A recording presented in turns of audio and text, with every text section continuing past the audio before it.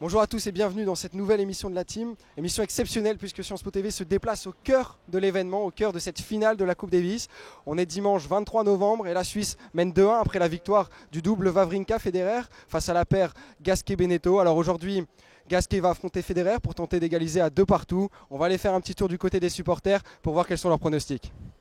Bon, je suis ici avec un supporter historique français. Un petit pronostic.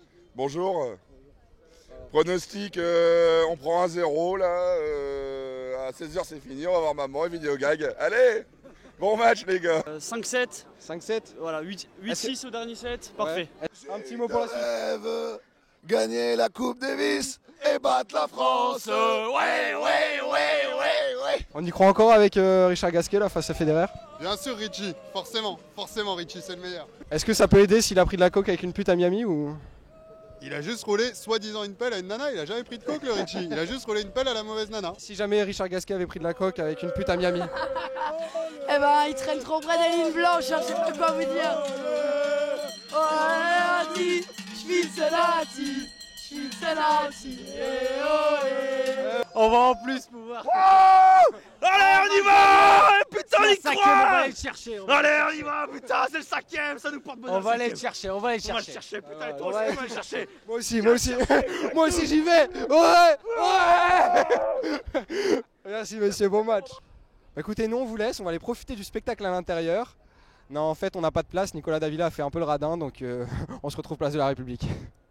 On se retrouve donc place de la République où un écran géant a été installé pour suivre la rencontre entre Gasquet et Federer. Alors Gasquet est vraiment en difficulté là puisque Federer mène 2-7-0 et un break dans le troisième set. On va aller tout à l'heure à la rencontre des gens après la fin du match et puis Albertine et Barnabé nous donneront leur avis sur cette rencontre.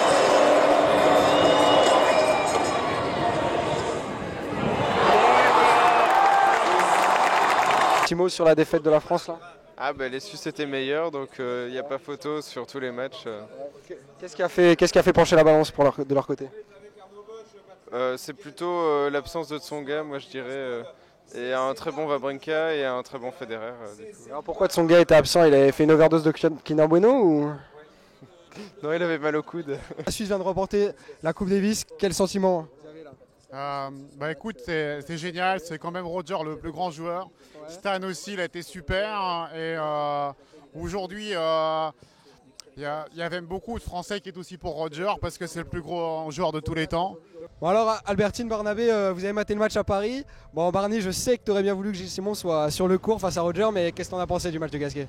Alors oui Timothée, comme tu peux le voir, la défaite a jeté un coup de froid ici à Paris. Alors aujourd'hui Richard a perdu contre un Roger Federer intouchable, on ne peut pas vraiment lui reprocher grand chose. Il n'a pas été exceptionnel mais ça aurait été une surprise énorme qu'il gagne. Mais je pense que la Coupe Davis elle est perdue depuis hier et la défaite en double. Alors même si Gilles Simon m'a beaucoup manqué, on avait plus besoin de Liodra et Clément hier pour battre Federer et Wawrinka. Bon, c'est vrai que je suis d'accord avec toi Barnabé. Bon, quant à Albertine, est-ce que Federer devient le plus grand joueur de tous les temps avec cette victoire en Coupe Davis? Oui, je pense effectivement, Timothée, qu'on peut dire qu'aujourd'hui, Roger Federer est bel et bien devenu le plus grand joueur de tous les temps. C'est vrai qu'ils ne sont que 4 joueurs à avoir gagné les 4 titres du Grand Chelem ainsi que la Coupe Davis. Il y a Ivan Lendl, bien évidemment, André Agassi, mais aussi Rafael Nadal. Mais sur ces 4, c'est bien Roger Federer qui cumule le plus grand nombre de victoires en Grand Chelem.